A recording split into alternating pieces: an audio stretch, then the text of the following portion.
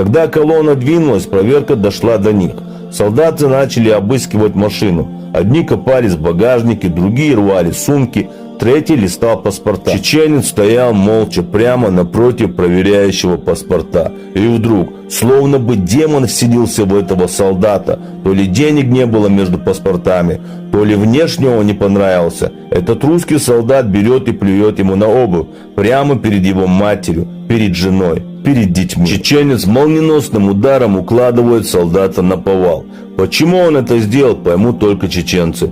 В ту же секунду, будто как по команде, все военные с поста набросились на него. Кулаки, удары ногами, прикладами, все пошло в ход. Женщины закричали, дети заплакали. Мать и жена чеченца пытались заслонить своими телами его. Тем временем паника охватила и колонну. Люди с колонны начали забегать на пост, пытаясь остановить солдат. И вдруг послышалась стрельба в воздух. И в этой неразберихе, когда в воздух резала стрельба, а землю трясли крики, наш односельчанин сделал то, на что не решится каждый. Он умудрился подбежать к посту, выхватить пистолет из кобуры спиной ему стоящего командира поста, передернув затвор, наш односельчанин рывком схватил командира поста за шею, потянул на себя и, приставив пистолет к его виску, крикнул: «Остановитесь! Всем стоять!» Крик разнесся сквозь грохот, суматоху и крики женщин.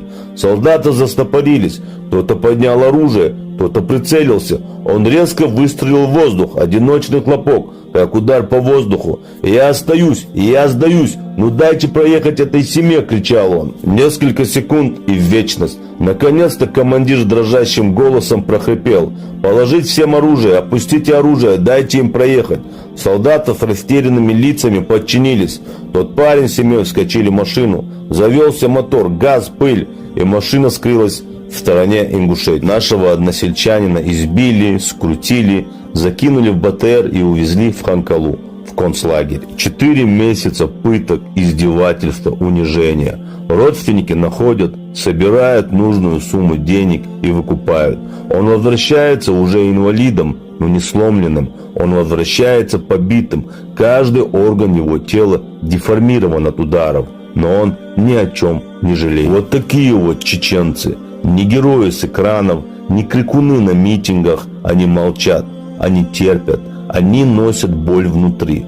Но когда приходит их час, они встают без слов и без страха.